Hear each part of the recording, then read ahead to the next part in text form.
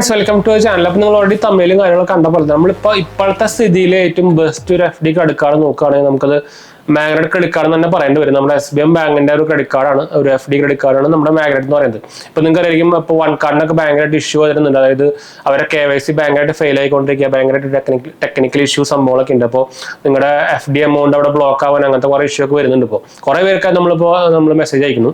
അപ്പോൾ ഞാൻ ഓൾറെഡി ഇതിന് മുമ്പ് ഇതിനെക്കുറിച്ചൊക്കെ നമ്മൾ വൺ കാർഡിന്റെ ഈ പ്രോബ്ലത്തിനെ കുറിച്ചൊക്കെ നമ്മൾ ഓൾറെഡി വീഡിയോ ചെയ്തിട്ടുണ്ടായിരുന്നു. അപ്പോൾ അത് കുറേ പേരൊന്നും കണ്ടിട്ടില്ലെന്ന് തോന്നുന്നത് വെച്ചാൽ കുറേ പേര് ഇതുപോലെ അവർ ക്യാഷ് ഇട്ടിട്ട് അവരുടെ KYC ഫെയിൽ ആവാൻ നമുക്ക് ഞാൻ കാശ് എങ്ങനെ തിരിച്ചു കിട്ടാന്നൊക്കെ ചോദിച്ചിട്ട് കുറെ കമന്റ്സും അതുപോലെ തന്നെ ഇൻസ്റ്റാഗ്രാമിലൊക്കെ മെസ്സേജും സംഭവങ്ങളൊക്കെ വരുന്നുണ്ട്. അപ്പൊ അതുകൊണ്ട് തന്നെ ഇപ്പൊ ഏറ്റവും ബെസ്റ്റ് ഒരു FD ക്രെഡിറ്റ് കാർഡ് നിങ്ങൾ നോക്കുന്നുണ്ടെങ്കിൽ അത് മാഗ്നറ്റ് ക്രെഡിറ്റ് കാർഡ് തന്നെയാണ് കേട്ടോ.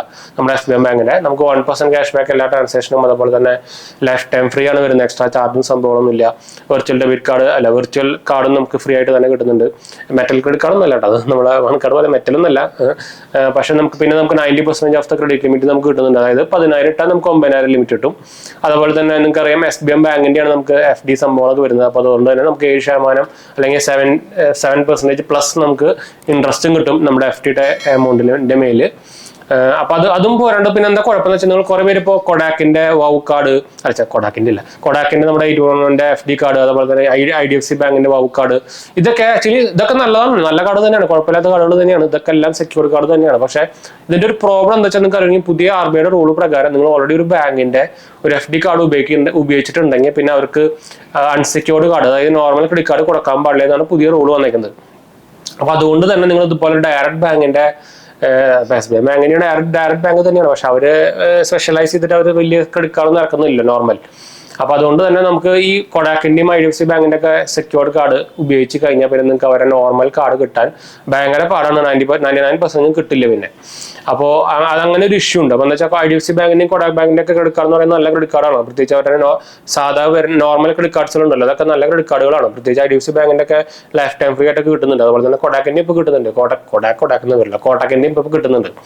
അപ്പോൾ ഇങ്ങനെ ഒരു പ്രശ്നം ഇതിന്റെ ഇടയിൽ വരുന്നുണ്ട്. അപ്പോൾ അതുകൊണ്ട് തന്നെ ഞാൻ റെക്കമെൻഡ് ചെയ്യുന്നത്, അതുകൊണ്ടാണ് ഞാൻ നമ്മൾ പറയുന്നത് അത്യാവശ്യം ഇപ്പോൾ ഏറ്റവും ബെസ്റ്റ് ഒരു സെക്യൂർഡ് FD കാർഡ് നോക്കുകയാണെങ്കിൽ അത് മാഗ്നറ്റ് കാർഡ് തന്നെയാണ്. വെച്ചാൽ നമുക്ക് ആവശ്യമുള്ളപ്പോൾ നമുക്ക് നിങ്ങൾക്കായിരിക്കും ഒരു സെക്യൂർഡ് കാർഡ് അല്ലെങ്കിൽ FD കാർഡ് ഉപയോഗിക്കുന്നതിനാണ് നമ്മുടെ സിബിൽ സ്കോർ ഇംപ്രൂവ് ചെയ്യാനാണ്.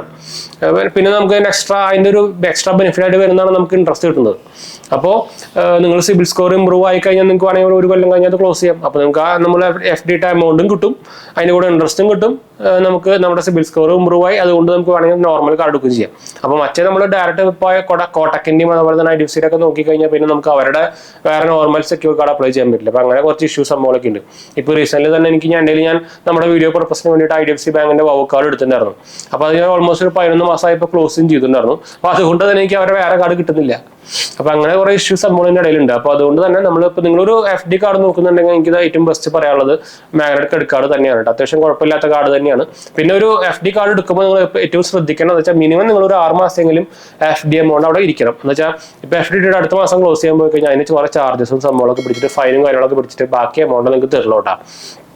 അതുപോലെ തന്നെ ഇത് FD ക്ലോസ് ചെയ്തിട്ട് നമുക്ക് തിരിച്ച് ക്രെഡിറ്റ് ആവാനും ഒരു 3 വീക്സ് വരെ എടുക്കാറുണ്ട്. എനിക്ക് IDFC ബാങ്കിന്റെ വൗ കാർഡ് ക്ലോസ് ചെയ്തപ്പോൾ ഓൾമോസ്റ്റ് ഒരു 22 ഡേയ്സ് ഒക്കെ എടുത്തുട്ടാ. അപ്പൊ അത്രയും ഡേയ്സ് തിരിച്ചു കിട്ടാനും സമയം എടുക്കാം. അപ്പൊ പെട്ടെന്ന് എമർജൻസി ഉള്ളവരൊന്നും പോയിട്ട് ഇത് കാർഡ് കിട്ടിയിട്ട് പിന്നെ അത് ക്ലോസ് ചെയ്തിട്ട് അപ്പൊ തന്നെ കാശ് വേണമെന്ന് പറഞ്ഞാൽ ചിലപ്പോൾ നിങ്ങൾ പെടും. അപ്പൊ അതുകൊണ്ടാണ് ഞാൻ അത് മുൻകൂട്ടി പറയാൻ കാരണം കേട്ടോ. അപ്പോൾ ഞാൻ എന്തായാലും സെറ്റാമിന്റെ റെഫറൽ ഞാൻ താഴെ കൊടുക്കുന്നുണ്ട്, നിങ്ങൾക്ക് അതുകൂടെ അപ്ലൈ ചെയ്യുമ്പോൾ ഈസി ആയിട്ട് കിട്ടാനും ചാൻസ് ഉണ്ട് കേട്ടോ. അപ്പോൾ മറക്കണ്ട. അപ്പോൾ ഇതൊന്നും പറയാനും നമ്മൾ വന്നപ്പോൾ എന്തായാലും നമ്മുടെ 2 ചാനൽ കാണാത്തവരെ കണ്ടു വെക്കുക, സബ്സ്ക്രൈബ് ചെയ്യുക, സപ്പോർട്ട് ചെയ്യുക. പുതിയ ചാനൽ സപ്പോർട്ട് ചെയ്യാനും സബ്സ്ക്രൈബ് ചെയ്യാനും മറക്കണ്ട. അടുത്ത വീഡിയോയിൽ കാണാം. ബൈ.